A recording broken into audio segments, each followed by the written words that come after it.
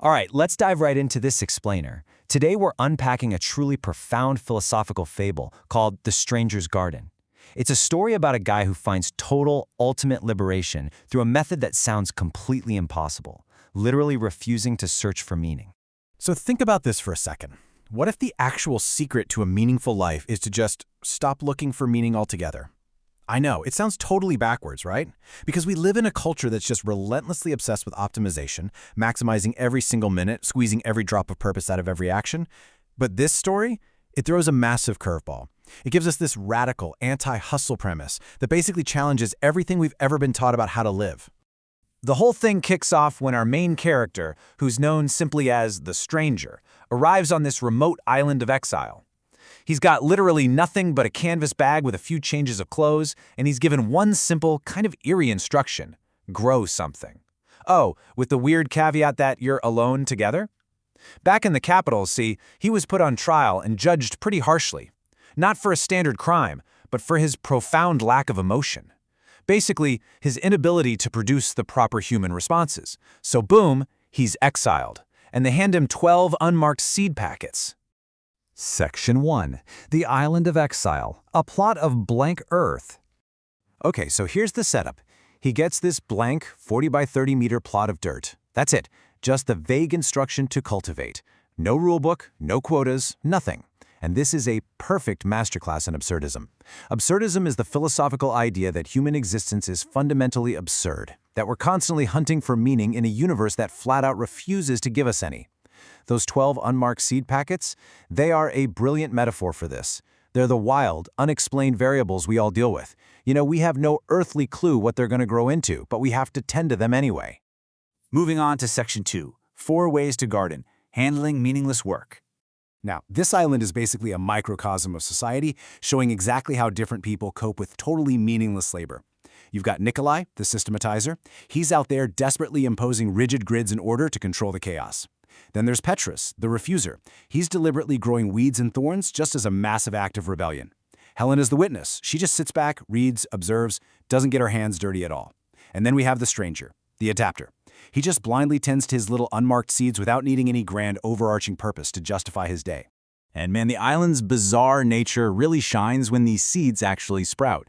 It is a wildly strange harvest. Packet 4 produces these super fragile flowers that only bloom in pitch-black darkness where nobody can even see them. Packet 2 gives them these apple-like fruits that are intensely bitter and completely inedible. Packet 7 grows these aggressive, violent pods that literally shoot their seeds out like tiny projectiles. And Packet 9, mechanical-looking leaves that just move around without any wind. I mean, the Stranger's hard work produces entirely useless plants. But here's the kicker. He tends to every single one of them equally. He doesn't play favorites with the pretty flowers over the aggressive pods. He just tends. Section 3. The Genius of Failure, Embracing Flaws. Let's look at what happens when you stop trying to weed out your failures, specifically with Packet 3. By week 8, the plant's growth completely stalls out. The leaves turn this gross, sickly gray-green color. By week 12, it is a total, undeniable failure. Now, let's be real, most of us would just rip it out of the dirt and plant something else, right? But the Stranger, he just keeps watering it. He saves its pathetic little seeds year after long year. And the payoff is insane. Around year 13, this total dud of a plant completely transforms at a genetic level. It turns into this highly resilient, woody shrub that actually, finally, produces edible fruit. His absolute patience, his total lack of judgment, literally allowed failure to morph into transformation. This sets up such a fascinating contrast. Think about traditional optimization.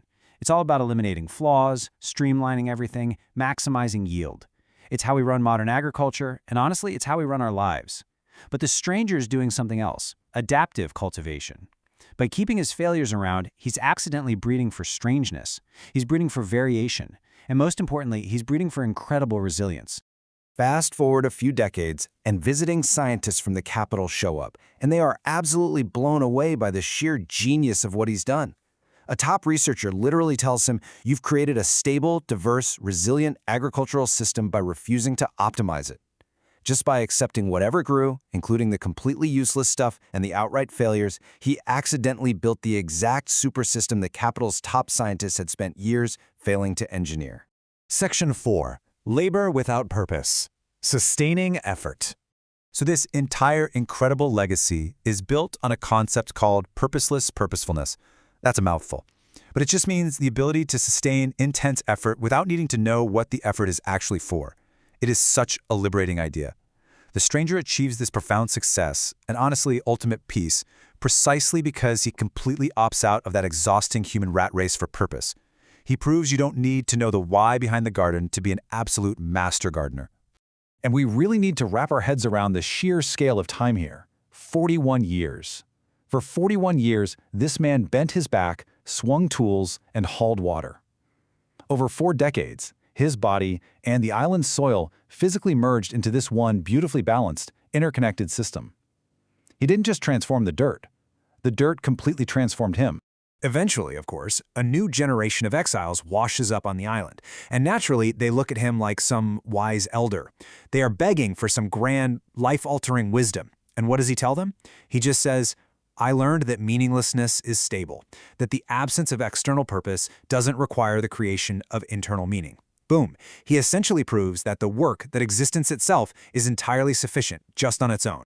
Then, in year 42, his journey quietly comes to an end. He passes away peacefully in his cottage. There's no dramatic tragedy here. The other exiles just wrap him in cloth and bury him right in the dead center of the garden he spent his entire adult life tending. It's a beautiful, literal return to the ecosystem. He gives his own nutrients right back to the soil that kept him alive.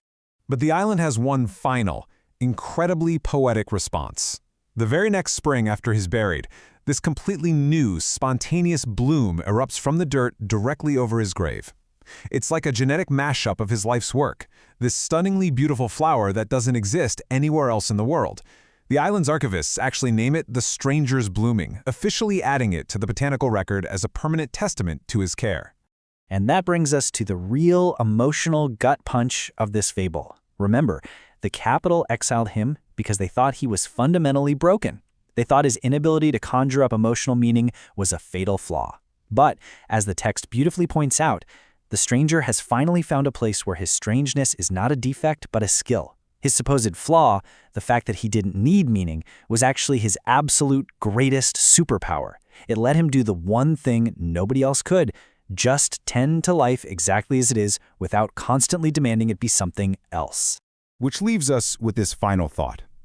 In a world that is just constantly screaming at you to optimize your routine, find your ultimate passion, and wring deep purpose out of every waking second, are you ready to stop searching for meaning and maybe just start tending to your garden? It's an absurd idea, sure, but it's also beautiful. And you know what? It just might be the exact thing that sets you free.